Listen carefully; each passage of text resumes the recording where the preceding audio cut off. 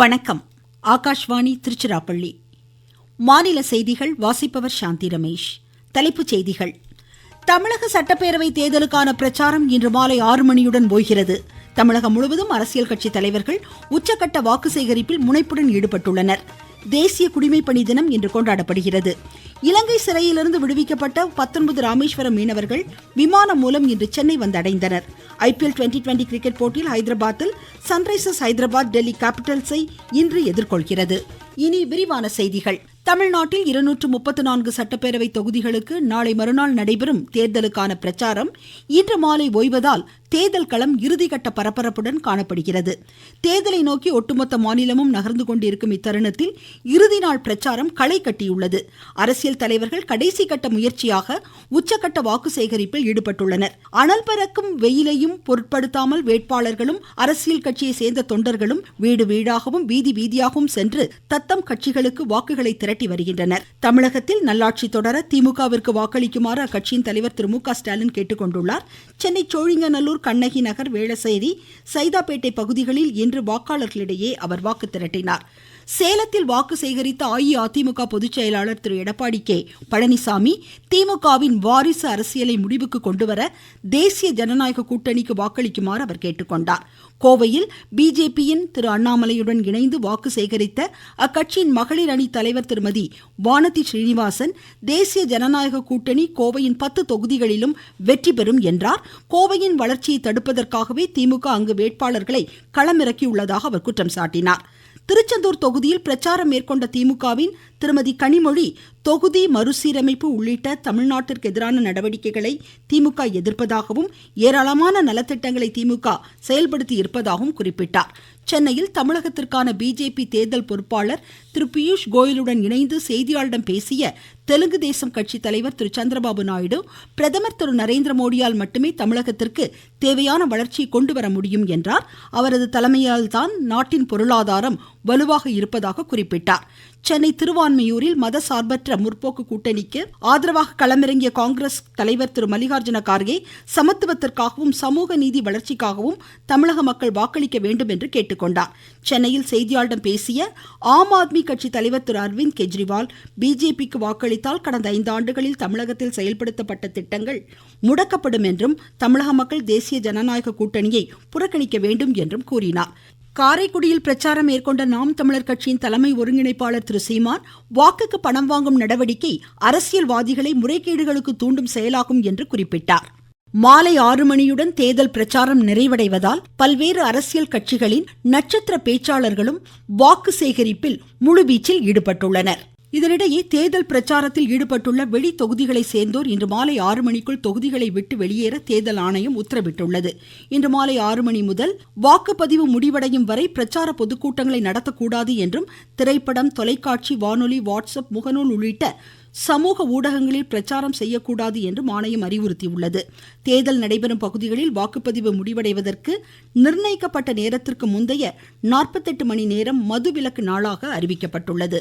மேற்கு வங்கத்தில் 16 மாவட்டங்களின் 152 சட்டப்பேரவை தொகுதிகளுக்கும் நாளை மறுநாள் நடைபெறும் முதல்கட்ட வாக்குப்பதிவிற்கான பிரச்சாரமும் இன்று மாலை ஓய்கிறது. பிஜேபி மூத்த தலைவர் திரு அமித்ஷா சிலிகுரியில் பொதுக்கூட்டத்தில் உரையாற்றியதோடு பேரணியில் பங்கேற்று பிஜேபி வேட்பாளர்களுக்கு ஆதரவு திரட்டினார்.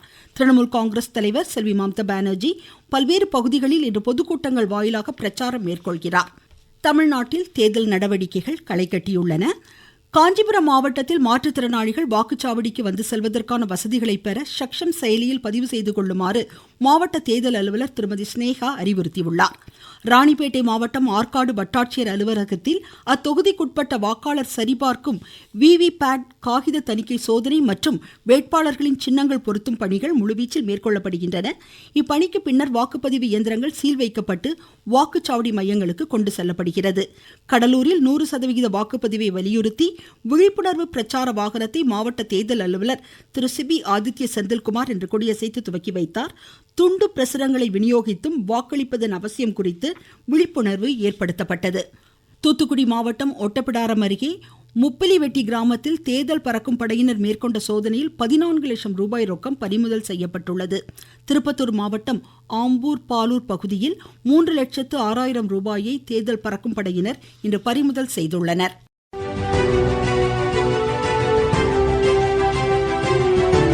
தேர்தல் களம்.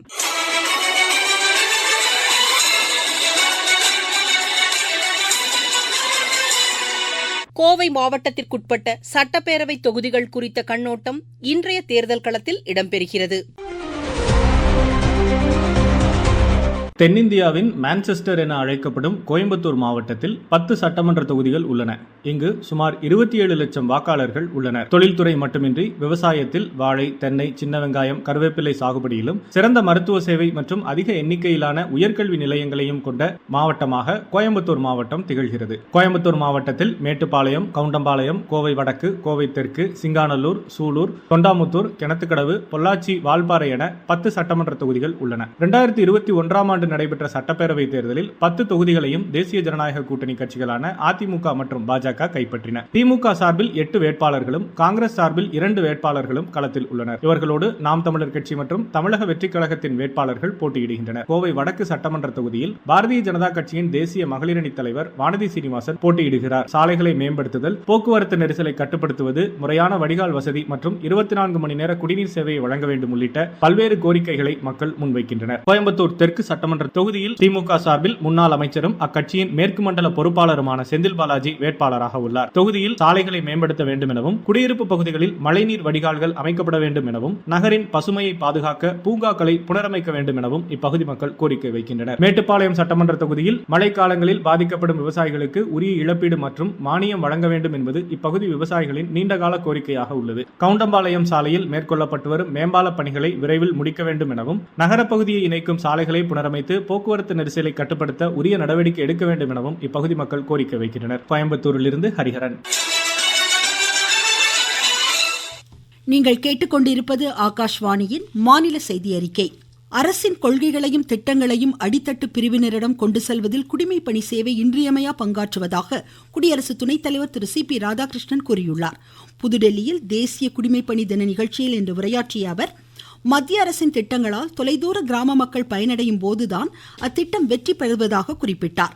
கட்டமைப்பு தொடங்கி சுகாதாரம், கல்வி உள்ளிட்ட அனைத்து பிரிவுகளிலும் மத்திய அரசு மேற்கொண்ட நடவடிக்கைகளால் உலகளவில் சிறப்பான இடத்தை நம் நாடு பெற்றுள்ளதாக அவர் பெருமிதம் தெரிவித்தார்.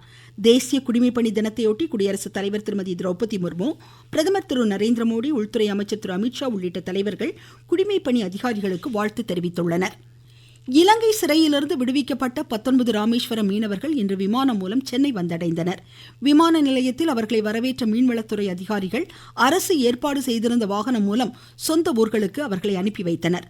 பாம்பன் பகுதியை சேர்ந்த மீனவர்கள் கடந்த பிப்ரவரி 26ஆம் தேதி 2 விசைப்படகுகளில் கடலுக்குள் மீன்பிடிக்க சென்றபோது இலங்கை கடலோர காவல்படையினர் எல்லை தாண்டி மீன்பிடித்ததாக குற்றம் சாட்டி அவர்களை கைது செய்ததோடு மீன்பிடி உபகரணங்களையும் பறிமுதல் செய்தனர். பின்னர் நீதிமன்றத்தில் ஆஜர்படுத்தப்பட்டு சிறையில் அடைக்கப்பட்ட இவர்கள் மத்திய மாநில அரசுகள் மேற்கொண்ட நடவடிக்கைகளின் மூலம் விடுவிக்கப்பட்டு இந்திய தூதரக அதிகாரிகளிடம் ஒப்படைக்கப்பட்டனர். இவர்கள் தாயகம் திரும்ப உரிய ஏற்பாடுகளை மேற்கொண்ட தூதரக அதிகாரிகள் விமானம் மூலம் சென்னைக்கு அனுப்பி வைத்தனர். மத்திய அரசின் நிதிநிலை அறிக்கையில் அறிவிக்கப்பட்ட 7 திட்டங்களால் ஜவுளித்துறை மேலும் வளர்ச்சி பெற்று ஏற்றுமதிகள் அதிகரிக்கும் என்று இத்துறையின் செயலர் திருமதி நீலம் ஷமிரா கூறியுள்ளார்.